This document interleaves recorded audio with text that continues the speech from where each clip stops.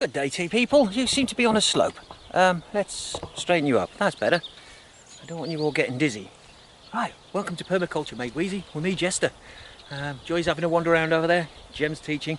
And today we're down on the field near the house. And I'm going to prepare these beds. I did these beds last, what about, November time? October, November last year. I sheet mulched them. It was, let me show you. It was grass like the rest of this area, basically. And all I did was put cardboard down. And as you can see, cardboard with straw on top, the cardboard's all rotted away. Yep, cardboard's all rotted away. There's loads and loads of absolutely covered. That soil is covered with worm castings, which shows what happens is that because of the cardboard there and the mulch, the worms all come up there and they love it, and they prepared the soil for me over winter. So now I'm looking at preparing these. I'm going to plant some onions in here. It's also going to have some tomatoes, and I'm going to put another crop. Yes, all in that one bed. I'm going to put tomatoes down the centre, probably basil, and then onions. These are all crops that work together really, really well. What I'll do is I will put a link down below to a website that I use to work out what plants plant together. It explains companion planting and how different plants help each other. Some plants you don't want to plant together, obviously, but some plants work really, really well. And tomatoes work well with basil, and they also work well with onions. So that's what's going in there. So first thing I've got to do is sort out the trellising for the tomatoes to grow up. And as I have lots and lots of bamboo, and I have some string, I will just get on with it, shall I? So here we go. Oh, I'm using this natural fibre string. Yes, it doesn't last forever, it rots down. But that's the whole point. I could use tie wraps, make my job easier, but it's plastic, it ends up in with your crops and stuff, and I just don't want a lot of plastic around. So I'll use this and replace it when necessary. It's not expensive.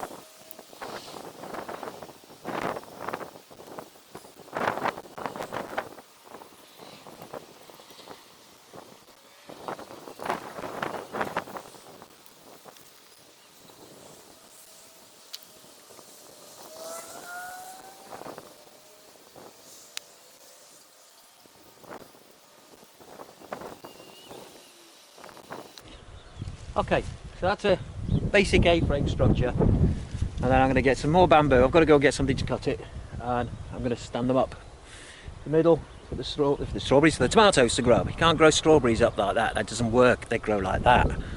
Yeah, not the brightest bloke in the field. Oh, I'm the only bloke in the field.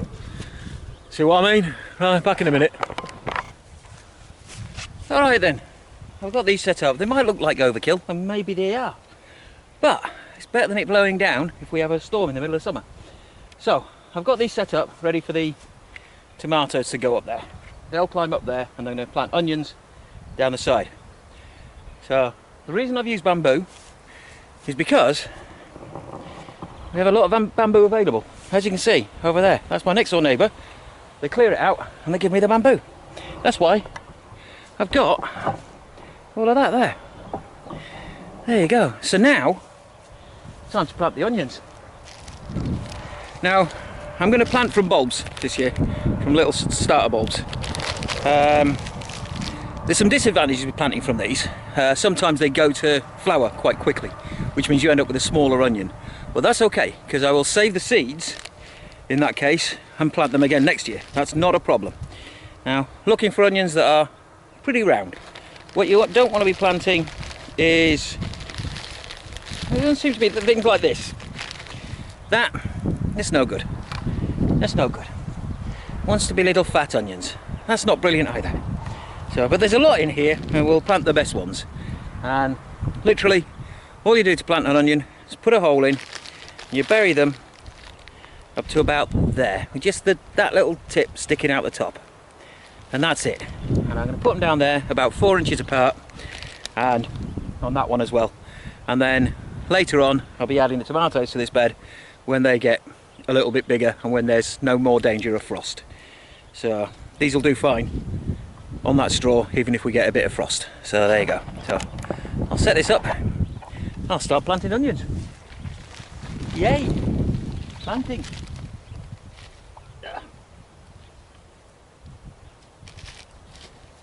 So as always, with straw like this, just pull the straw away. It's really quite thick. I mean, down the bottom here you can see it's black, it's starting to rot, which is great. So that'll be feeding the plants as they go. So, a little hole, about 4 inches apart, and a little hole. And just squeeze that in round it. Put it in, squeeze that in round it. That's it. I'm going to do 2 rows down here, 2 rows down there, there and there. And then, as I say, what I'll probably do is put basil in between each of the tomatoes, 1 tomato up each cake. So that's the plan for this bed. I'll catch you in a bit. Okay, as you can see, the weather has improved massively. I've finished planting the onions. I think I'm going to relax for the rest of the afternoon. All I'm going to do is go up the top and spray mist all the seedlings, making sure they're not drying out.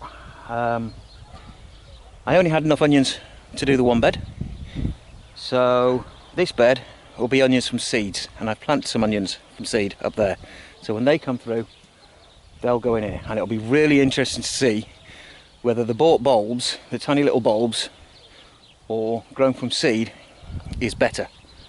I've never done onions before, so it'll be interesting. Let's have a look. I just want to quickly show you what the life is like underneath the straw. And the reason I do this instead of digging it over, there's a few reasons. 1, digging is a pain in the bum. 2, the worms will dig for you, which helps. And you don't disturb all the microorganisms in the soil if you don't dig.